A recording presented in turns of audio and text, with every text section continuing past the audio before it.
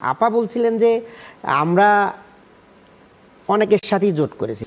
আওয়ামী লীগের সাথে আমরা কোনো জোট করিনি, কিন্তু আমরা 91 সালে একটা বিল এনেছিলাম, কেয়ারটেকার সরকার বিল। সেই বিল যদি অনুমোদন হয়ে যেত, পাশ হয়ে যেত, তাহলে 91 সংসদে, জি। পরবর্তীতে মাগুরার উপনির্বাচনে যখন ব্যাপক কারচুপি হলো এবং প্রধান নির্বাচন কমিশনার যখন পদত্যাগ করলেন, তখন আওয়ামী লীগ ওইখানে এসে যুক্ত হয়ে গেল যে এইটা আমাদের লাগবে, কেয়ারটেকার না হলে হবে না।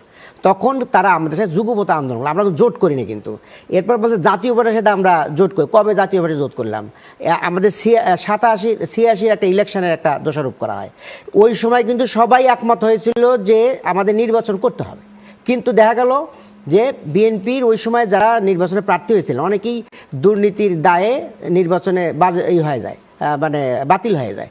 তখন ওরা বললো যে আরে বড় বড় নেতারা বাতিল হয়ে যাচ্ছে, আমরা কেমনে নির্বাচন করি? তখন ওনারা নির্বাচন বাদ দিয়ে দিলেন। এই ইতিহাসগুলো মানুষ জানেও না, এবং একতরফা বলে যে জাতীয় পরিষদ ইলেকশন করেছে। ইলেকশন সবারই করার কথা ছিল, কিন্তু ওনারা মাঝখান দিয়ে সরে পড়ছে।